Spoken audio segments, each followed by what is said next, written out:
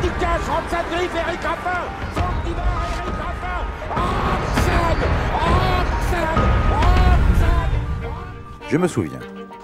Je me souviens, nous sommes le 19 novembre 2011. C'est le jour du Prix de Bretagne, la première marche avant le Prix d'Amérique. Dans le sillage de Ridicache, je remonte les écuries quand je croise son regard. J'ai l'impression qu'elle me fait un clin d'œil comme une invitation à me donner rendez-vous après la course. Elle s'appelle Roxane Griff. Elle va devenir la jument la plus riche de l'histoire des courses de trot en France. Yves Bertrand a toujours en mémoire les conseils de son ami, le célèbre professionnel Léopold Verhoeken. Si tu te lances dans l'élevage, n'oublie pas de faire des croisements sous le sceau du crack Carjac. Une parole d'évangile. Dans les veines des parents de Roxane Griff, Ténor de Beaune et Julia Méloise, coule le sang de l'étalon or. À ses premiers pas dans les herbages de Saint-Sauveur en Puisée, la petite Alzane a du caractère. C'est déjà la patronne. Mais quand elle rejoint les box de son entraîneur, Sébastien Garato, qui sera son seul et unique mentor pendant 8 ans, elle n'a pas le même influx. Même si elle signe de succès pour ses débuts en compétition, à l'âge de 3 ans, elle s'impose au mois d'octobre au trot monté sur l'hippodrome de Vincennes, elle est valeureuse, sans plus. Le déclic se produira le 27 juillet 2011. Eric Raffin lui est associé pour la première fois dans le prix de la Chaussée d'Antin. Coup d'essai, coup de maître. Roxane a trouvé son Cyrano. Le jeune couple va enchaîner 4 succès au cours de l'été, dont 2 groupes 2, le prix de la Haye et le prix Jean-Luc Lagardère devant le champion Commander Crow. Le duo aborde leur premier meeting d'hiver avec les plus hautes ambitions.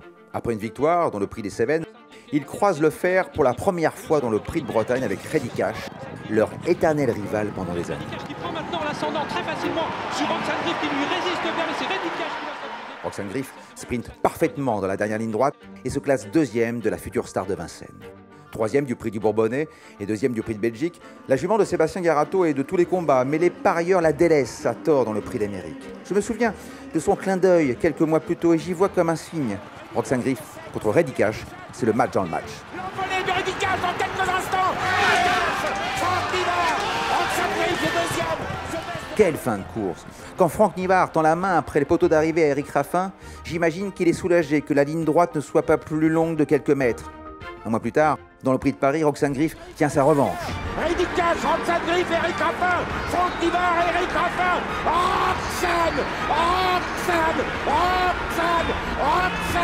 Griff, Ridicache est 2e. Roxane Griff remporte son premier groupe 1 et signe la plus belle victoire de sa carrière au trot attelé.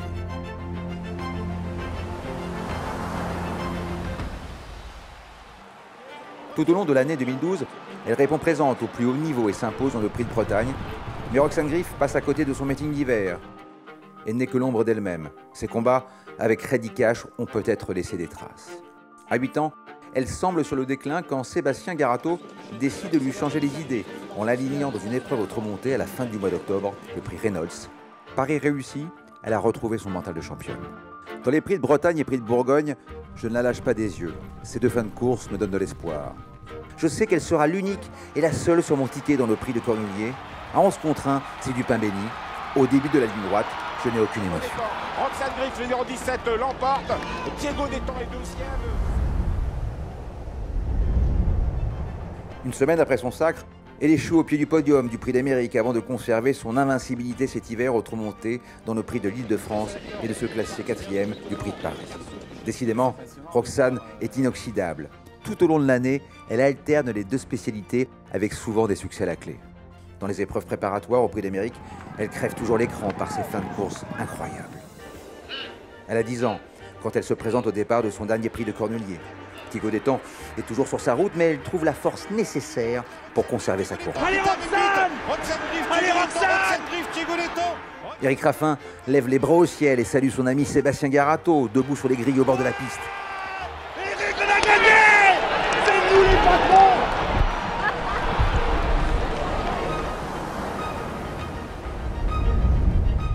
Leur reine signe de la plus belle des façons le dernier succès d'une carrière à la longévité extraordinaire.